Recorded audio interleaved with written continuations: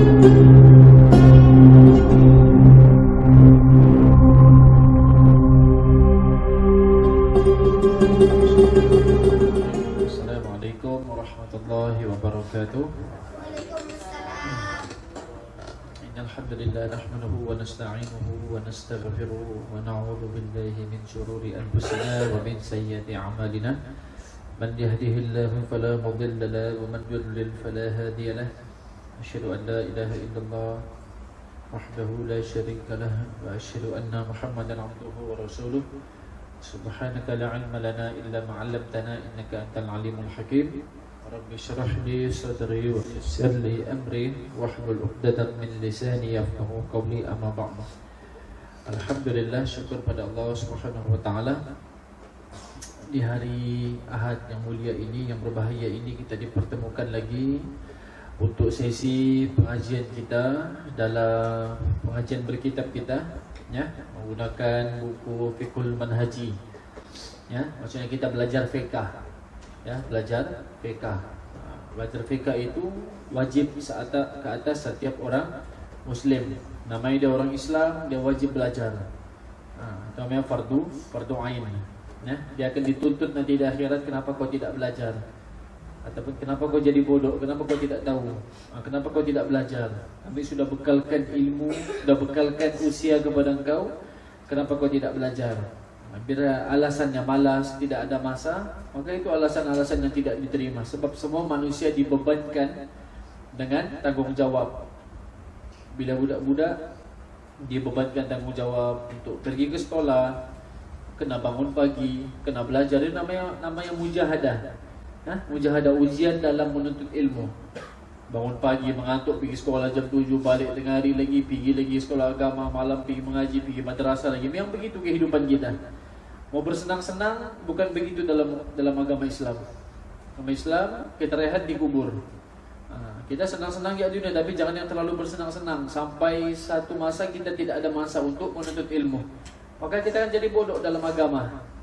Maksudnya kita akan jadi tidak ada ilmu dalam beragama. Terutama ilmu fiqh inilah.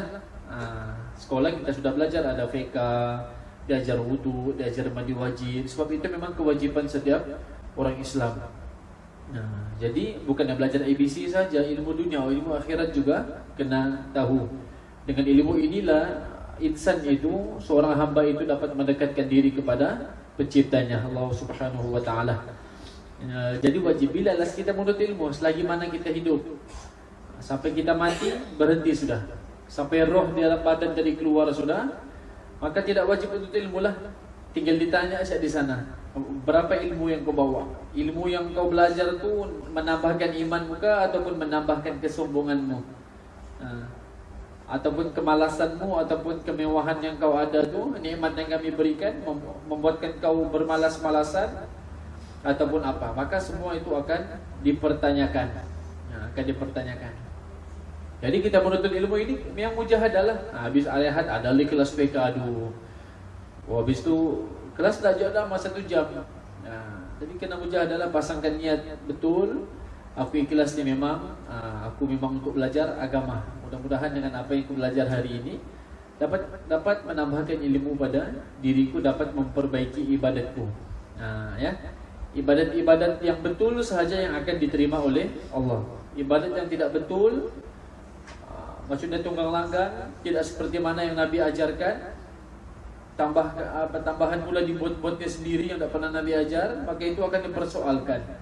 Yang lagi-lagi bab yang kita tengah belajar ni, bab istinja, tidak betul ceboknya, tidak betul kencing beraknya, akan ditanya, akan melibatkan ibadatnya tadi diterima ataupun tidak.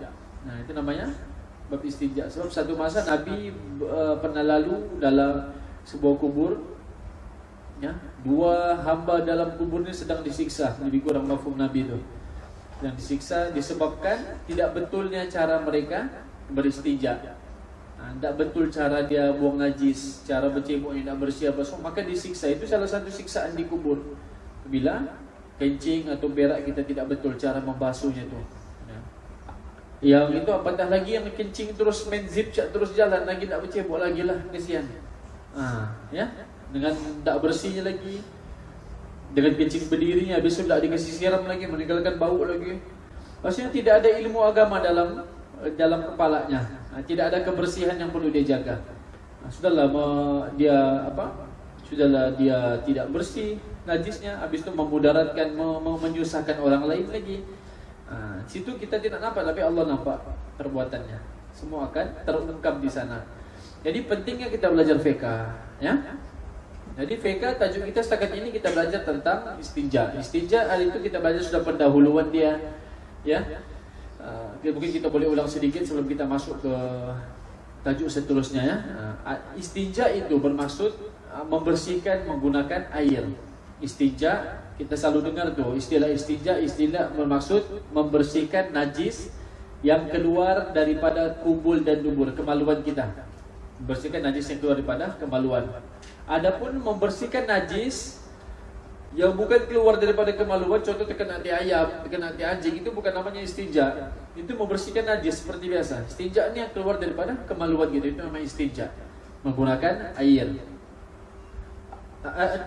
Adapun satu lagi istilah yang disebut istijmar. Istijmar itu ialah membersihkan najis daripada kubul dan dubur tadi menggunakan benda yang kesat, seperti tisu tandas, seperti daun-daun kering, seperti batu yang kesat, ya. Kita telah bahaskan mana yang boleh, mana yang tidak boleh. Itu namanya istijmar. Istijmar, istinja guna air, istijmar guna selain daripada air.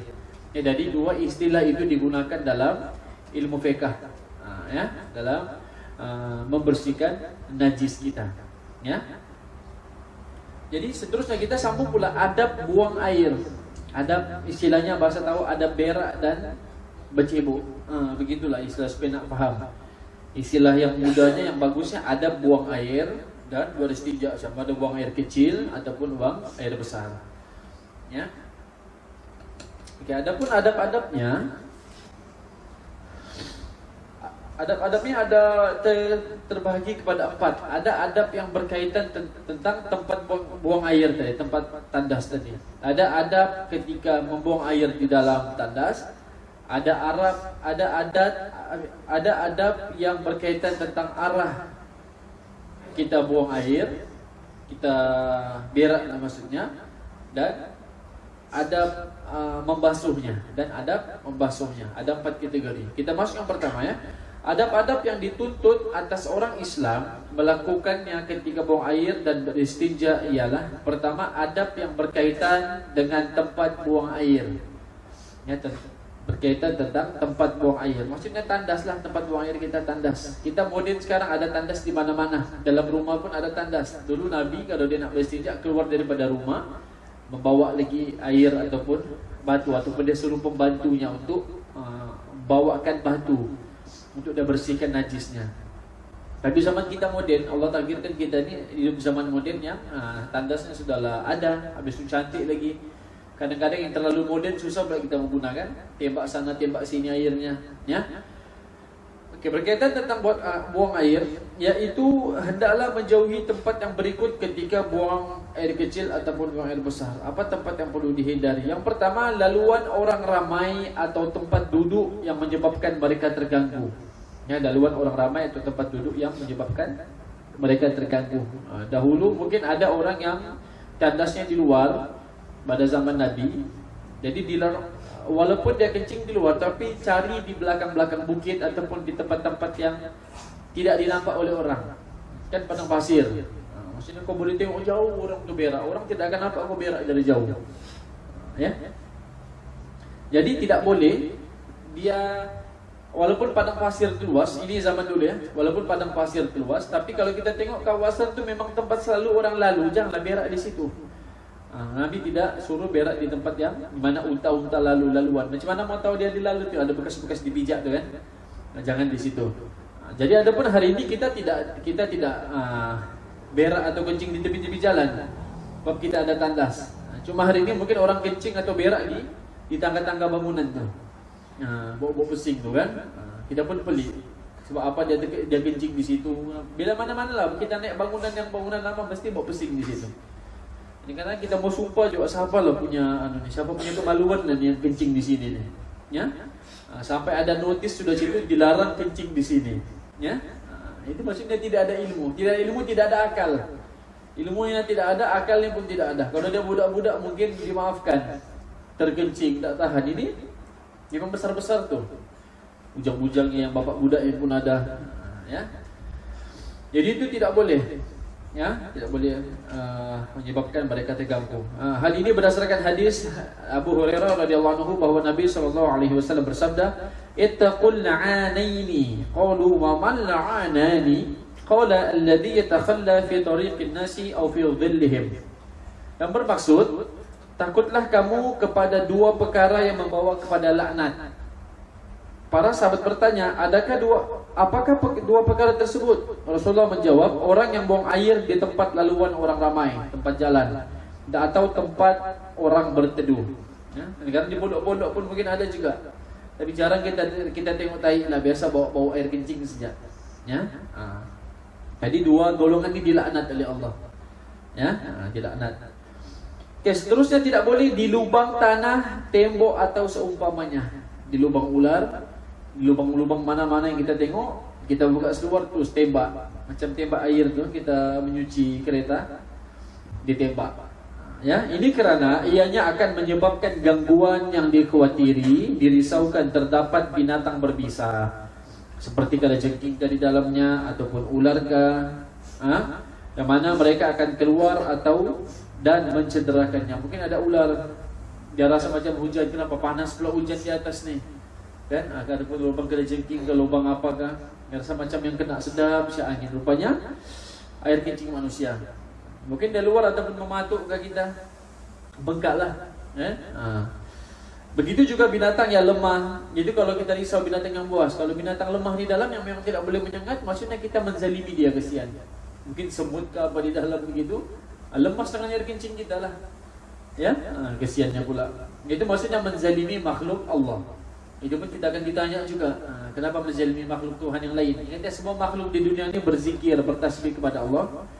Semua makhluk yang dicipta, anjing babi pun sama juga. Dia haram dimakan, tapi dia tahu dia tu ciptaan Allah.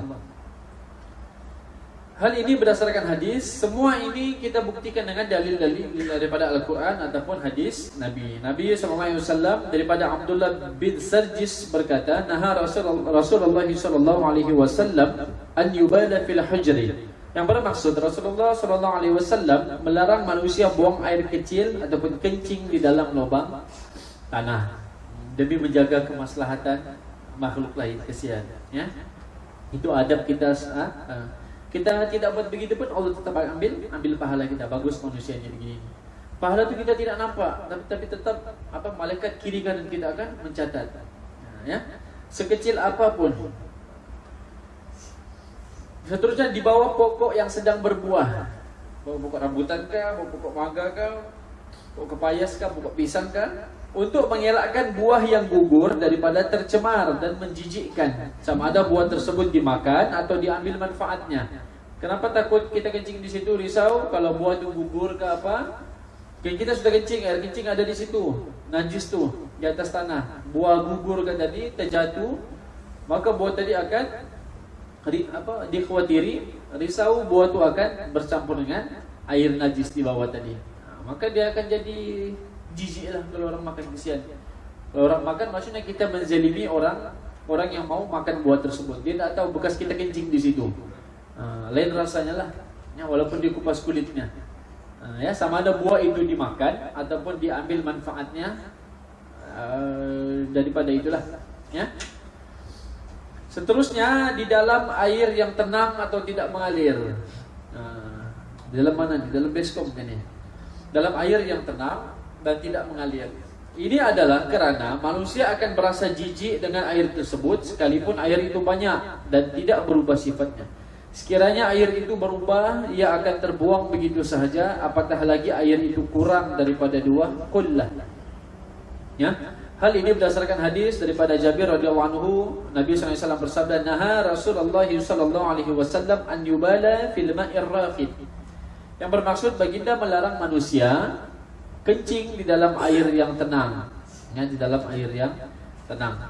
Ya, maksudnya tidak boleh di mana-mana air-air yang tidak mengalir lah. Kalau di sungai, ya mungkin boleh lah. Ya, tapi dielakkanlah. Ya. Apatah lagi apa air yang tenang, air yang tenang walaupun air itu banyak, lebih 20 seperti kolam. Panas dirasa sudah, masih ramai seorang kencing di dalam. Terutama yang jantan-jantan, jarang yang perempuan yang kencing dalam situ. Nah, lalu selain warna ya. Walaupun orang kencing, tapi air kolam itu tidak berubah pun warnanya disebabkan air kencing kita. Walaupun apa-apa aja dia bukan berubah aja warna airnya. Kencing saya di kolam nih. Kita mau pindah tandas lagi susah kan? Masih kita akan rasa suam dalam suara dalam itu begitu. Panas, rasa orang bergegar begitu tuh. Lepas kencing udah tuh. Maksudnya di ujung-ujung kolam duduk. Biasa kejadian di kolam ya. Itu air yang tenang, tidak mengalir. Jadi itu bukan adab. Maksudnya menzalimi orangnya mandi di situ. Mungkin orang terjun atau berenang-berenang kadang tersedak air masuk. Sini ada air kencing yang tersedak di situ. Jijik lah kan, menzalimi orang lain, kesian. Itu bukan adab seorang muslim. Semua itu dalam hadis Nabi semua larang. Ya. Sehubungan dengan itu, buang air besar adalah lebih berat. Sedangkan kencing pun dilarang. Apatah lagi kita berak di kolam tadi ya. Sana berak di kolam. Kita mau menyelam, kita mau duduk di dasar tu mana boleh. Ya, sini tai tu akan terapung. Pendapatan lah kau. Kalau di sungai, boleh dipatuk ikan lagi kau punya tai orang berak di sungai. Air sungai itu air mengalir lah kan. Ini air yang tenang. Contoh nak dipaham kolam lah ya. Kencing pun dilarang, apatah lagi buang air besar. Buang air besar di tempat awam, di tempat yang berlubang tadi, ya. Oke, larangan ini di sini adalah dengan makna makruh, tetapi Imam An-Nawawi menyatakan bahwa ia memberi makna haram. Boleh jadi makruh ini jatuh kepada haram jika kita buat itu yang berlebih-lebihan sudah, terlampau menzalimi orang. Ya, jadi itu bukan adab setiap muslim. Sampai bab istinja pun Nabi ajar kita. Ya, yaitu tempat buang najis, tandas yang sepatutnya kita jaga. Kedua, berkaitan tentang cara masuk dan keluar daripada tempat buang air, tandas kita ya. Sunat melangkah dengan kaki kiri ketika masuk dan dengan kaki kanan ketika keluar. Masuk kaki kiri, keluar kaki kanan. Ini pun ramai yang tahulah sudah, alhamdulillah. Karena ia lebih sesuai untuk tempat-tempat kotor dan najis. Selalunya tempat-tempat kotor jauhkan dengan kiri. Sama saja kita beristinja dengan guna tangan kiri. Ya, ini sunnah kita mungkin anggap kecil, tapi kita menggunakan kaki kiri masuk saja ke tandas pun Allah sudah bagi pahala sunnah bagi kita. Orang yang menghidupkan sunnah, walaupun kecil tapi pahala. Dan memang pahala itu tidak dinampak. Tunggu kita mati baru Allah nampakkan semua pahalanya. Kalau orang nampakkan sekarang pahala, tidak ada pencuri, tidak ada orang berzina, tidak ada pemabuk, semua akan pergi ke masjid. Sebab dia sudah nampak nilai pahala itu besar macam mana. Di sebab itulah hikmah Allah tidak nampakkan kita. 27 kali ganda sembahyang berjemaah di masjid pun Allah tidak nampakkan. Makanya kita rasa biasa saja, sama sahabat sembahyang di rumah, asalkan sembahyang. Padahal jauh bezanya pahala dan derajatnya. Oke, dengan kaki kiri dengan membaca Bismillahi Allahumma inni a'udzubika minal khubuthi wal khaba'ith. Ini Nabi ajar kita doa ini, ya. Semua doa-doa yang kita baca ini adalah doa-doa perlindungan kepada Allah. Adapun kita memuji Allah sebabkan kita ini dibersihkan daripada hadas-hadas yang telah kita keluarkan. Contoh doa yang masuk tandas tadi, Bismillahirrahmanirrahim, Allahumma inni a'udzubika minal khubuthi wal khaba'is, yang bermaksud dengan nama Allah, aku berlindung denganmu daripada gangguan syaitan jantan dan syaitan betina. Di dalam itu ada syaitan jantan dan syaitan betina. Jadi kita minta berlindung daripada Allah, supaya di dalam itu tidak banyak berfikir, tidak mencari ilham-ilham yang tidak bagus, supaya kita segerakan membuang najis hajat kita tadi. Maka kita berlindung kepada Allah. Tengok kita berak pun minta lindung kepada Allah. Kalau ikutkan kita berak selamat siapa kan? Dan pernah ada orang berak mati, ataupun berak kena tembak pula situ, ataupun berak tiba-tiba dia kena serang pencuri, kena rompak, kena bunuh dan tak kan kita rasa selamat. Dan pernah orang berak dan rasa selamat. Tapi kita mau lagi rasa selamat, orang muslim ini dia mau rasa dia tahu diri itu di bawah pengawasan Allah. Dia minta doa lagi kepada Allah. Ya Allah, aku masuk tandas nih. Kau lindungilah aku daripada syaitan jantan dan syaitan betina. Ya. Jadi kita kena hafal doa-doa masnun. Namanya doa-doa masnun. doa-doa harian kita, doa makan, lepas makan, masuk tandas, keluar tandas, masuk masjid, keluar masjid, berdoa pakaian, pakai pakaian, doa bersin. Banyak. Itu menunjukkan kita ni hamba yang balik-balik meminta. Jenis hamba yang balik-balik mengharap, balik-balik meminta pada ini, balik-balik minta sama aku. Itu perbuatan yang Allah suka. Balik-balik meminta. Orang lain tak perlu minta aku ni, balik-balik meminta sama aku. Itu perbuatan yang Allah suka. Kalau kita manusia diminta mungkin ada rasa lain, malah mintanya sudah kami bantu hari itu mau lagi. Sudah kita bagi itu mau lagi dari kita. Tapi Allah tak, makin kau minta makin Allah suka, sebab ditengok hamba ini balik-balik mengharap sama Allah. Tapi kita harap dengan usahalah. Bukannya dia diam-diam saja di rumah, ya Allah, beras ya Allah, ya Allah, tapi tanpa dia bekerja, itu tidak termasuklah. Termasuk ni dia berusaha, berdoa, termasuk pergi berak pun doa, minta lindung pada Allah. Bukti diri kita itu lemah. So, tanpa izinnya tidak terkeluar tai kita dari itu. Tai keras itu tidak akan keluar tanpa izin Allah. Itu yang ada iman tu, dia tahu tu, semua yang berlaku semua atas izin Allah. Bahkan air kencing yang keluar itu pun dengan izin Allah. Pak, ada orang yang berpenyakit, bila mana sudah tua, dia tidak mampu kencing lagi. Paksa ditebuk dia punya pinggang untuk keluarkan air kencing tadi tu. Dia susah untuk berak, ususnya sakit sudah. Maka ditebuk dari mana-mana untuk keluarkan najisnya tadi tu. Hilang nikmat berak dan kencing. Jadi tak semua orang boleh menikmati itu. Semua tu dengan izin Allah. Kita pergilah mana-mana hospital ke, tengok orang-orang yang tua sudah sakit, banyak yang susah mau kencing. Dia mau kencing, dia rasa mau kencing betul. Sekali kencing, titis ya, tik, tik. Bagaimana kau rasa? Kau mau kencing betul sudah, biasa deras keluarkan. Oh, leganya. Jadi kamu mau lega tu rupanya menitis, macam air pipe yang mati air tu, tit, tit. Begitu. Wujud ada orang begitu, sakit begitu, kesian. Allah sudah tarik nikmatnya. Nah, bagi kita kalau yang sudah sakit perut, sedapnya kalau berak. Baik dia semua berak begitu susah, ususnya sakit, tak boleh keluar najis sikit saja. Rupanya muasir sudah. Terkeluar ususnya daripada lubang duburnya dari itu. Sampai begitu sekali. Terpaksa dia cucuk balik tu supaya masuk balik usus tu pergi dalam badannya. Sampai begitu sekali. Jadi kita ni mau masuk tandas itu, kita rasa alhamdulillah Allah bagi keluarkan najisku tadi. Itu pun sifat orang yang beriman, dia tahu semua tu Allah yang buat. Allah yang kasih tadi itu. Nikmat betul. Dan mau kencing kita buang tu, nikmat. Mau berak sudah, kita boleh. Cak kau tahan tu kan, sejuk, kembang bulu rumahmu, nahan najis tadi tu. Ya.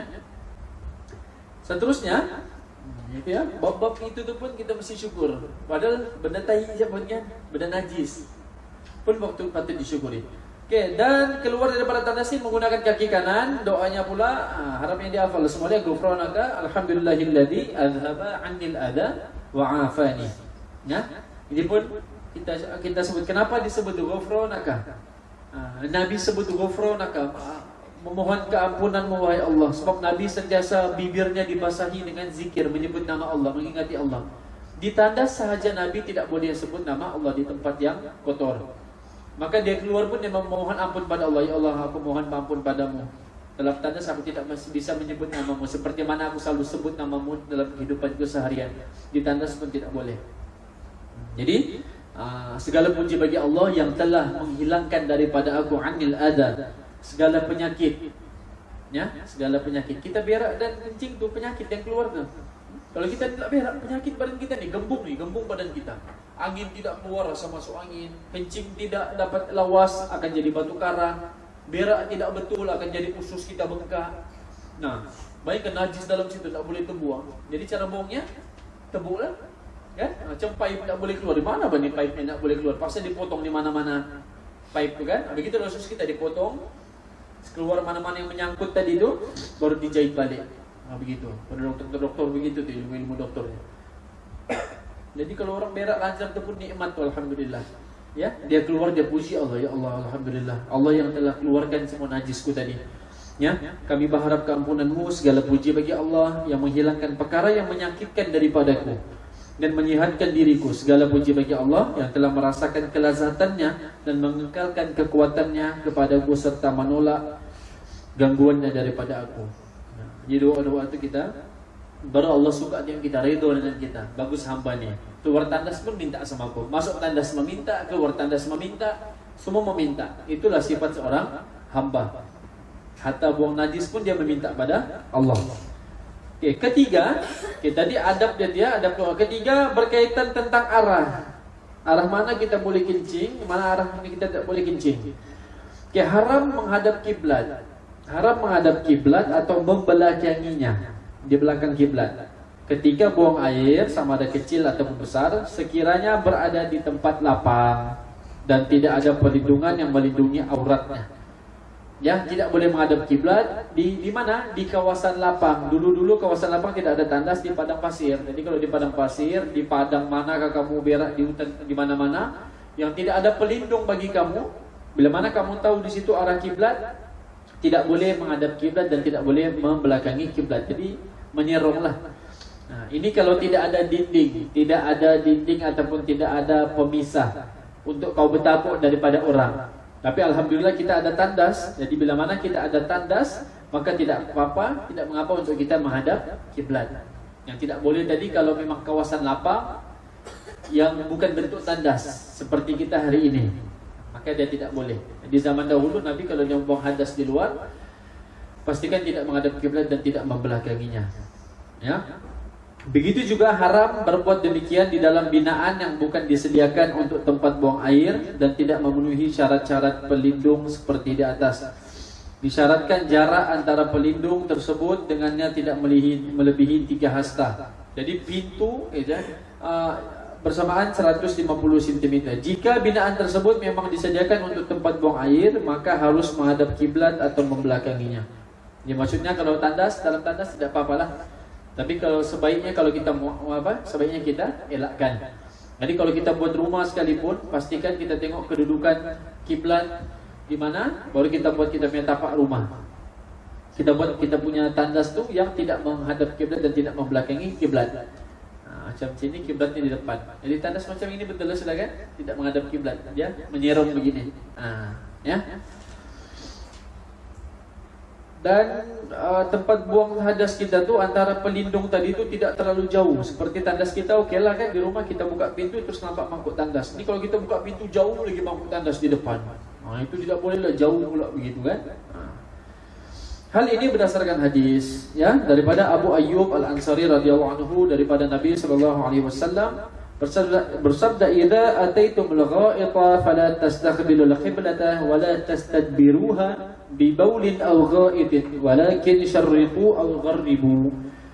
Maksudnya apabila kamu di tempat buang air, janganlah kamu menghadap kiblat atau membelakanginya, sama ada ketika buang air kecil atau besar, tetapi menghadaplah ke timur atau barat, ya, di tepinya itu. Oke, seterusnya tegahan ini khusus ketika berada di padang pasir yang luas, ya. Kita tidak ada padang pasir lah ya. Walaupun kita kencing di padang besar, maka itu akan terjadi hukumnya. Tapi kalau kita kencing di padang bukan, mesti ada tandas dekat-dekat situ kan. Dari tandas apa semua. Di pasir atau luas atau tempat-tempat seumpamanya yang tidak ada sebarang perlindungan. Hal ini berdasarkan hadis daripada Ibnu Umar radhiyallahu anhu berkata, "Irtaqaitu fawqa dhahri baiti Hafsata li ba'di hajati, fara'aitu Rasulullah sallallahu alaihi wasallam mustadbiral qiblati mustaqbil asy-syam." Bermaksud aku naik di atas bumbung rumah Hafsah. Ya, Ibnu Umar adik-beradik kepada Hafsah lah. Hafsah dan anaknya Umar, Abdullah, adik-beradik. Hafsah ni isteri Nabi, ya, salah satu isteri Nabi. Satu hari dia naik di atas bumbung rumah Hafsah untuk sesuatu tujuan. Lalu aku melihat Rasulullah SAW membelakangi kiblat dan menghadap ke Syam. Maksudnya dia ternampak Rasulullah sedang membelakangi kiblat, membuang najis, dengan beristinja. Bukan dia mengintip Nabi ya, ternampak. Masa itu dia nampak Nabi membelakangi kiblat. Maksudnya masa itu di dalam rumah ada dinding, jadi tidak apa-apa untuk menghadap kiblat dan membelakangi kiblat. Oke, boleh paham ya? Bezanya di padang pasir dan kita hari ini tidak suka lewat kita dalam tandas.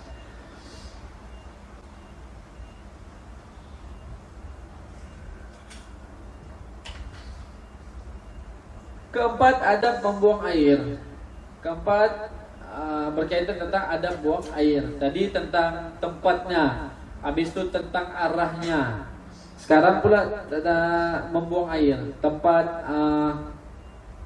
istilah kita mau bercebok lah sudah ya. Okay. Kedudukan orang yang buang air hendaklah memberatkan duduk di atas kaki kiri. Duduk atas kaki kiri sambil menegakkan lutut kaki kanan. Jangan melihat ke langit, melihat dan tidak melihat kemaluannya atau najis yang keluar. Hal demikian kerana perbuatan tersebut tidak sesuai dalam keadaan begitu. Jadi kita tinggikan kita punya kaki kiri, kanan itu kita rendahkan sedikit untuk memudahkan usus kita di dalamnya mengeluarkan najis, dan kita memincitkan sedikit perut kita. Boleh tes lah. Ini kalau duduk mencangkung tu kan, duduk kita yang duduk yang biasa tu. Kalau duduk sudah ada memang tempat yang mangkuk tandas tempat duduk tu, agak sukar macam mana kita masih naik kaki begitu. Dan jangan pula kita berdiri di atas tu, bahaya juga tu. Mentul begitu pun lain tu airnya naik balik tu. Okay, tidak boleh melihat ke langit, tidak boleh lihat di atas. Maksudnya masa di tempat labang tu tidak menengok langit begitu mencari ilham, menunggu tai keras keluar. Misalnya kan, oh lamanya pula di dalamnya. Okay, ataupun bosan melihat barangnya sendiri, melihat kemaluannya, ataupun bosan lagi melihat najis yang keluar. Satu persatu dilihatnya, mungkin warnanya, bentuknya, cecairkan dia, besarnya saiz macam mana, itu perkara yang sia-sia lah. Ya, adabnya kita tidak boleh menyibukkan melihat benda-benda tu. Kita fokus kepada buang najis, segerakan cepat keluar daripada, sebab dalam tu ada syaitan betina yang akan menghasut kepala untuk berfikir macam-macam. Awal lagi bah, maksudnya satu batang dulu, merokok dulu bilangnya, merokok tu ya. Hal ini demikian kerana perbuatan tersebut tidak sesuai dalam keadaan begitu. Begitu juga makruh bercakap-cakap dan seumpamanya ketika buang air. Hal ini berdasarkan hadis daripada Ibnu Umar radhiyallahu anhu, anna rajulan marra wa Rasulullah sallallahu alaihi wasallam yabulu fasallama falam yuradda alaihi. Maksudnya seorang lelaki pernah lalu ketika Rasulullah SAW sedang buang air kecil, sedang kencing. Dia memberi salam kepada baginda, Assalamualaikum. Tetapi baginda tidak menjawabnya. Itu bukan termasuk dari adab. Itu dalam hadisnya. Habis kencing, Assalamualaikum. Assalamualaikum. Nabi SAW tidak menjawabnya. Dari sambungan hadis daripada Abu Sa'id radhiyallahu anhu katanya, aku mendengar Nabi SAW bersabda, la yakhrujur rajulani yadribani al-gha'ita kashifaini an awratihima yatahaddatsani fa inna Allah azza wa jalla yaqtu ala dhalik. Yang bermaksud, janganlah keluar dua orang menuju ke tempat buang air dalam keadaan aurat terbuka sambil bercakap-cakap ketika buang air, karena Allah SWT murka terhadap perbuatan tersebut. Ya, maksudnya dalam keadaan aurat yang terbuka. Maksudnya kita masuk memang sudah bertuala, bukan yang berbungsa daripada anulah bilik. Kita dalam tandas tu, ketika kita nak buang air, barulah kita buka seluar tu tadi, barulah terdedah aurat tadi begitu. Ya, jadi bukannya kita awal-awal sudah bertelanjang. Kita bila mau buang air duduk situ barulah kita buka. Ikut keadaan lah. Kalau rasa jeansnya itu sempit, susah mau duduk, tergantung dengan nanti apa semua, dia boleh buka seluarnya dan terus duduk di situ ya. Jadi kiaskan perbuatan makan, minum, perlakuan yang sia-sia dan seumpamanya ketika buang air sama seperti tegahan tersebut ya. Dia tak boleh makan, tak boleh minum, sama lah tidak boleh merokok. Dua kalilah. Merokok juga tidak boleh. Sudah tak boleh dan merokok dalam tandas lagi untuk menghilangkan baunya itu, tapi tidak juga boleh. Itu bukan adab yang diajarkan. Okey, adab kelima, beristinja dengan tangan kiri. Ya, hendaklah beristinja dengan tangan kiri untuk membersihkan tempat keluar najis, sama ada dengan air, batu atau seumpamanya. Ya. Kita boleh guna dia, kita kalau ada air dan tisu, kita boleh pilih mana-mana. Tapi afdalnya kita boleh guna kedua-dua sekali. Ya. Kerana cara ini lebih baik. Makruh beristinja dengan tangan kanan sebagaimana makruh menyentuh zakar dengannya. Menyentuh kemaluan, menyentuh zakar kita semua menggunakan dengan tangan kiri. Sekiranya perlu memegang zakar untuk membersihkan dengan batu atau pepejal yang lain, Mungkin ada zakar itu kemaluan lelaki namanya, ya. Maka hendaklah memegang batu tersebut dengan tangan kanan tanpa menggerakkannya, sementara tangan kiri memegang zakar dan menggerakkannya untuk membersihkan tempat keluar najis. Contoh beristinja guna batu, namanya istijmar. Kita beristijmar, ya. Contoh kalau tidak ada air, ataupun masa itu kita mau tes belajar guna batu. Carilah batu yang tak tajam lah kan, bukan batu yang batu aspal kau pakai, terkopek aja. Cari batu-batu yang boleh, batu sungai ke, batu-batu yang mana-mana yang boleh lah. Ya, jadi kalau kita nak bersihkan zakar tadi di tempat keluar air itulah, ya, bukannya semua sekali bentuk kemaluan itu daripada batangnya hingga ke bolanya. Bukan semua kena batu merahnya. Ya, bukan. Jadi tempat keluar najis itu saja. Jadi caranya bagaimana? Yang batu tadi, sekiranya perlu memegang zakar untuk membersihkan dengan batu berjalan, maka hendaklah memegang batu dengan tangan kanan. Batu pegang tangan kanan dan tangan kiri memegang zakar tadi itu. Jadi yang zakar itu kita gerakkan guna tangan kiri, yang batu itu stay. Jadi yang zakar itu kita gerak-gerakkan ke kiri ke kanan begitu untuk bersihkan air, sisa air kencing tadi itu. Ya, begitu. Tapi kita mudah hari ini ada air kan, negara kita ada air, maksud kita tidak beristijmar, kita bercebok siap begitu. Mungkin ada tisu lagi mudah, kan? Tapi cara batu, menggunakan batu itu begitu, ya. Adapun kalau kita guna batu untuk najis di belakang, dubur, guna satu batu, seret dia, buang. Ambil batu lain lagi, seret lagi, buang, sampailah hilang. Sampailah hilang. Saya pikir hilang ke semua dia, masih ada baunya apa melekat begitu. Macam mana kamu tengok, mana kita tengok di belakang tu. Ikut kamu yang firasat lah. Oh, okey saya rasanya. Kau rasa pasti belalat dirimu, dikejar oleh lalat, maksudnya tidak bersih lagi tu. Dikerumun lalat tai, ya. Okey. Hal ini berdasarkan hadis daripada Abu Qatadah radhiyallahu anhu bahwasanya Nabi sallallahu alaihi wasallam bersabda, "Idza bada ahadukum fala ya'khudanna dzakarahu bi yaminihi wala yastanji bi yaminihi." Maksudnya apabila seorang daripada kamu buang air kecil, kencing, janganlah memegang zakar dan beristinja dengan tangan kanannya.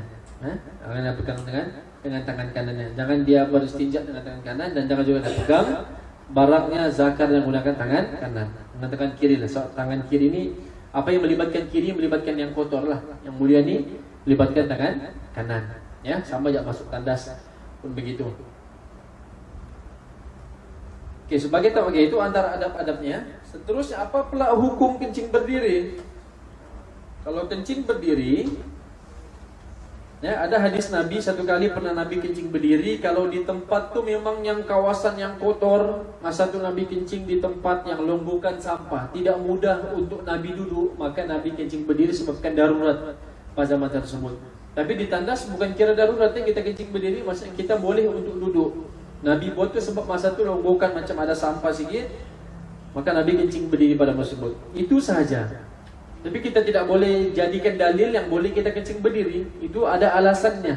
Kalau di tandas tidak ada alasan untuk kita kencing. Tapi kalau kencing berdiri tetap juga sah kita punya istinja tu, tapi tidak mengikut adab yang diajarkan oleh Nabi. Ya, sebab kalau duduk tu lagi lawas, keluar air kencing tu semua. Kalau berdiri ni masih ada mungkin sisa-sisa. Kalau kita bergerak sana sini akan keluar dari satu tetes di ujung kepala zakar tu. Maka itu akan menajiskan semula, akan membatalkan wuduk kita semula. Terkena pula najis di luar dalam kita, maka perlu dibasuh lagi 2 kali kerja. Ya. Jadi ada orang jenis istinja tu lama di dalam, walaupun dia kencing, tapi dia perlu berhati-hati. Takut yang terkeluarkan lagi apa semua. Ya. Pun sama juga ya kalau dia hisap rokok pun tidak boleh.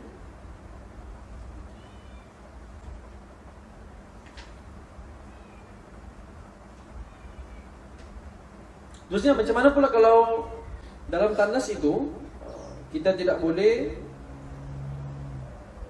membawa apa-apa nama-nama Allah yang tercatat dalamnya, tercetak dalamnya zikir-zikir, nama-nama Allah ataupun Al-Quran dibawa ke dalam tandas ataupun buku-buku doa, ya. Sebab itu perkataan-perkataan yang mulia, dimasukkan pula tempat yang memang keluarnya buat kita buang najis. Ya, adapun handphone yang memang ada Al-Quran, jadi Al-Quran ini istilahnya lembaran yang bercetak. Lembaran yang bercetak, mushaf. Lembaran yang dicetak Al-Quran, kertas-kertas. Adapun dalam handphone, kita kena matikan handphone itu, tidak hidup skrinnya, kita lock, baru kita simpan. Itu tidak dikategorikan sebagai membawa handphone. Kalau ada Al-Quran di dalam handphone, kau simpan je di luar, takut kalau masih ada ataupun tidak ada lah, takut hilang. Ya, maka itu kalau bawa handset pun boleh. Sama aja seorang tahfiz yang menghafal Al-Quran, kira bawa tandas, bawa Al-Quran dan ditandaskan, sebab dalam kepalamu ada hafazan Al-Quran, ada Al-Quran yang kau hafal. Tapi itu bukanlah Al-Quran yang bercetak, itu dalam ingatan kamu, dalam hafazan kamu. Sama aja handphone itu dalam simpanan handphone, bukannya lembaran yang kita bawa Quran masuk tandas begitu, ataupun tasbih ataupun apa-apa surat ataupun cincin yang dalam itu ditulis nama Allah Muhammad, itu tidak boleh. Ya, itu adab kita. Adapun kalau terlalu darurat, kita simpan dalam bag. Contoh kita pergi travel lah, kita pergi melancong di mana-mana, kalau kita pergi naik haji lah misalnya, kita naik pesawat, kita singgah satu airport. Biasa barang-barang yang kita bawa ni, barang-barang beg kita kan, kita tidak simpan di tempat duduk kalau kita pergi tandas. Dan kebiasaannya kita ni alhamdulillah mungkin bawa Al-Quran dalam tas kita, dalam beg kita. Ya, kita mengaji, mungkin orang tu suka mengaji menggunakan Al-Quran kecil berbanding handphone. Jadi kalau dia ke tandas tadi, maksudnya kalau dia yakin boleh simpan bagnya di luar, maka silakan. Bagnya itu kan dalam itu kan macam-macam, dompetnya, pasportnya, duit-duitnya apa semua, termasuk di Al-Quran kecil dalam tu. Kalau boleh dia letakkan di luar. Jadi kalau takut kehilangan, maka dia boleh masukkan sekali. Maksudnya kena tutup dalam bag yang berzip, semua bertutup, bawa sekali dalam keadaan darurat. Ya. Tapi kalau dia mampu lagi bagus, dia keluarkan Al-Quran tadi, simpan di sudut mana-mana. Al-Quran tidak ada orang curi. Keluarkan Al-Quran di tempat duduknya dia tinggal tadi misalnya. Habis dia baca, habis dia daripada tandas, baru dia masukkan Al-Quran balik dalam bagnya tadi. Sebaiknya begitu. Ya, sebab itu mustahil orang curi Al-Quran ya. Itu tentang adab-adab prosedur. Seterusnya sebagai tambahan juga,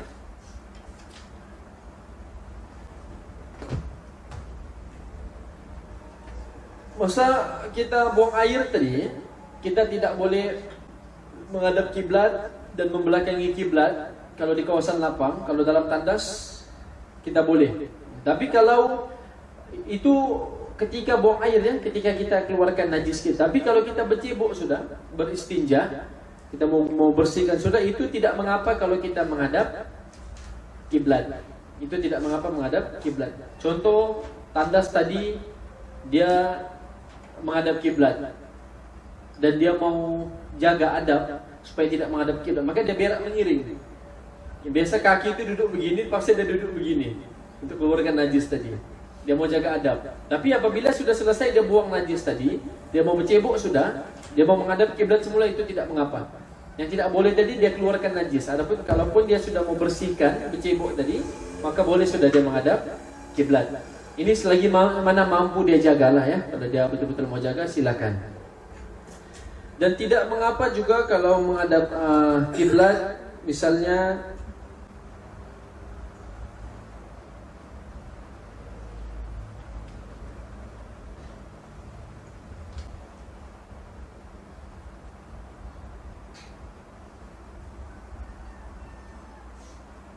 ya, jadi tidak mengapa kalau menghadap kiblat kalau tengah bercebok ataupun persetubuhan antara laki dan perempuan, suami istri, itu tidak ada adabnya lah kalau dia menghadap kiblat atau tidak menghadap kiblat, mana-mana pun boleh arahnya, ya.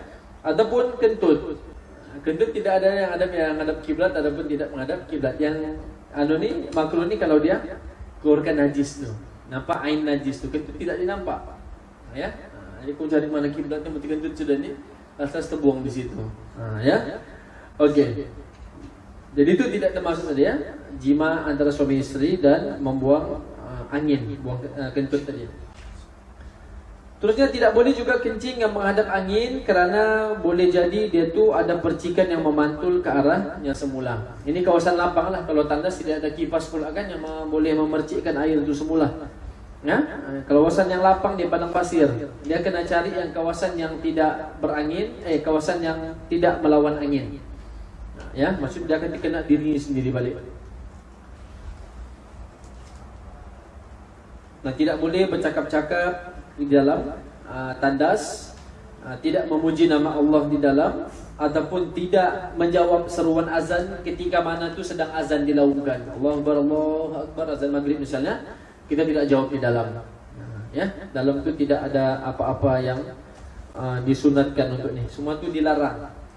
Ya, bercakap, menjawab salam ataupun menjawab azan. Adapun doa sebelum masuk tandas, kita baca di luar, bukannya di dalam. Sebelum masuk tandas, beberapa langkah sebelum masuk tandas, kita baca di luar lah. Allahumma inni a'udzubika minal khubuthi wal khaba'ith. Habis sahaja selesai daripada tandas, kita mau keluar, tidak baca di dalam tandas, kita keluar dahulu daripada tandas, baru boleh kita baca doa keluar tandas.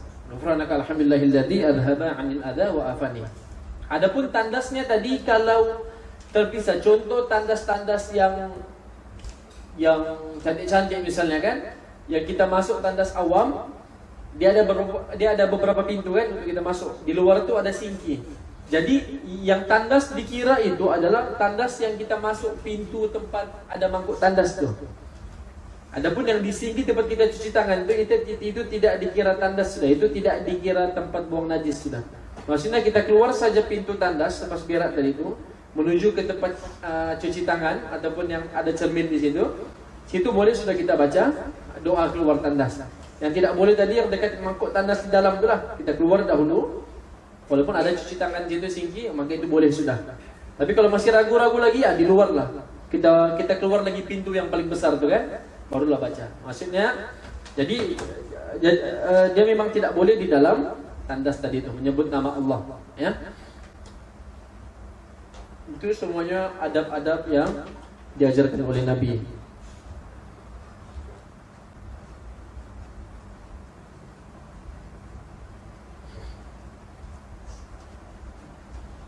Seterusnya tidak boleh terlalu lama di dalam tandas, ya, terlalu lama dia stay di dalam tandas, terlalu lama walaupun dia sudah habis berak misalnya, sebab dikhawatir akan membolisi terkena penyakit bawasir.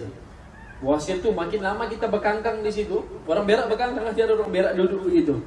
Dia berkangkang duduk begitu, maksudnya lama kelamaan satu masa dia akan terkena penyakit bawasir yang usus tu keluar daripada lubang dubur kita, lubang punggung kita tadi itu. Itu satu penyakit yang berbahaya lah. Perlu dimasukkan lagi ada tuh. Boleh kamu tengok apa gitu penyakit bawasir.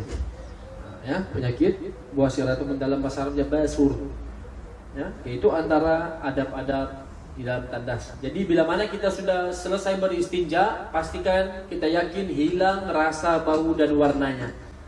Jadi setelah kita bercebok, setelah kita bersihkan istinja kita guna air tadi, kita kena pastikan bersih, hilang rasa bau dan warnanya. Jadi yang hilang rasa bau dan warna itu hilangnya di mana? Hilang tempat yang lubang keluar tuh. Hilang di situ, bukan di tangan yang hilang ya. Istinja itu di sini. Jadi di lubang punggung kita tidak boleh rasa. Kita tidak boleh tengok juga, kita tidak boleh cium masih bau bukan tak ni. Cuma kepala boleh membungkuk ke bawah begitu. Jadi kita main rasa-rasa saja. Manusia ni ada dia punya insting, dia ada macam dari rasa dalam hati. Okey, yakin. Kalau rasa kesat sudah, lubang dubur dia maksudnya bersih lah. Dia boleh tahu tu, dia manusia yang berakal, dia waras, dia tahu tu sama ada punggungnya sudah bersih ataupun tidak. Tidak perlu lagi dia menungak, dia teropong, tengok cermin bersih ke betul-betul. Manusia itu sudah dianugerahkan akal untuk berpikir begitu. Jadi tidak perlu kita tahu rasanya. Dan makruh pas kita bercebok tadi, kita cium tangan kita lagi. Macam-macam masih ada pula dia bos, gini kan. Maka itu yang najisnya di tangan, bukan najisnya di punggung. Najis itu di tangan. Istinja tadi sudah selesai. Kalau kita tak boleh cium baunya. Walaupun hakikatnya kalau kau cium mungkin masih ada, tapi itu tidak sampai kita punya aras pikiran kita mau kepala sampai ke situ.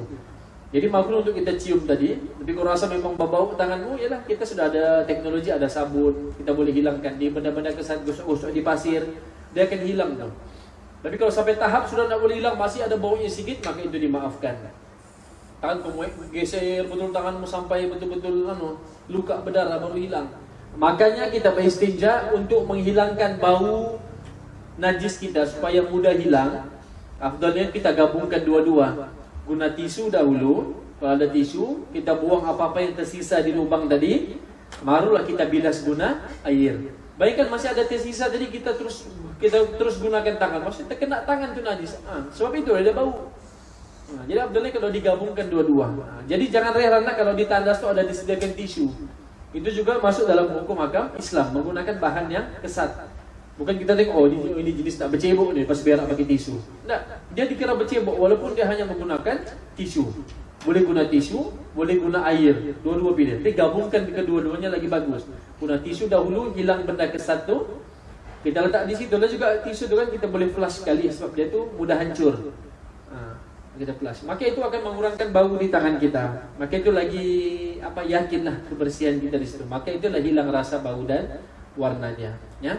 Itu antara adab-adab istinja yang mana wajib setiap orang Islam untuk menjaga cara kebersihan kita. So itu melibatkan kita punya ibadat. Ya. Bersih dikira wuduk kita bila istinja kita betul. Betulnya wuduk kita bila betulnya kita punya istinja. Betulnya solat kita bila betulnya wuduk kita. Jadi berkait rapat. Betul kau punya istinja, betul lah wudukmu. Betul wudukmu, betul lah solatmu. Maka bila betul solat, alhamdulillah diangkat ke langit, diterima oleh Allah. Bila mana tak betul, akan dipersoalkan. Dan salah satu juga adab dalam tandas juga, apabila kita selesai buang air kencing, ke air kecil, kita disunatkan untuk berdehem, istibra. Namanya istibra, berdehem. Dehem maksudnya kita apa-apa saja cara untuk kita keluarkan sisa-sisa air kencing. Kita boleh kita batuk maksudnya menutup mulut, bukan kita itu bukan berdehem, itu ma'aha namanya. Kalau berdehem itu kita menutup mulut. Ya ada rasa mau keluarkan tuh sisa-sisa air kencing tuh. Kalau saluran kencing kita tuh seperti air straw lah. Kita isap straw itu masih ada lagi dalam batang straw itu sisa-sisa air. Kita hirup masih ada. Begitu dengan saluran kencing lelaki tadi. Dia kena istibra untuk lebih yakin. Ya, untuk lebih yakin keluarkan semua tadi itu. Ya, dia mengurut sedikit batang zakar dia untuk mengeluarkan sisa-sisa air kencing. Jadi istinja ni bab yang berat juga, ya bab yang mesti kita jaga. Jadi kalau tanpa laju sekejap masuk 1 minit pun selesai. Something pula kita fikirkan, dia bercebok kan tak bercebok, betul-betul kan dia berdehem kan tak berdehem, terkena suara kan tak, jenis berdiri terus zip keluarga. Jadi walaupun kencing, kadang mengambil masa je 2-3 minit. Dia mau jaga betul-betul supaya istinjanya betul, wuduknya betul, ibadatnya juga betul. Ya. Jadi selesailah untuk bab istinja kita. Yaitu istinja menggunakan air, istijmar menggunakan batu. Secara kesimpulannya kita boleh gunakan kedua-duanya. Salah satunya pun boleh. Jadi kita tidak tuduh orang yang berak, tak cebok, kalau dia guna tisu, tetap dia dikira orang yang bercebok. Tetap dia dikira bersih sebab dia menggunakan tisu. Jadi jangan orang berak tak bercebok ni, bangsa ni jenis berak tak bercebok. Tak. Suci tu orang punya tu. Ya sebab dia guna kesat.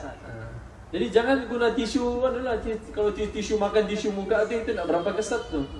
Ada memang khas tu tisu yang kesat. Dan jangan pakai kertas kan dia nak berapa kesat tu, licin. Macam kertas-kertas buku latihan, buku tulis, licin tu.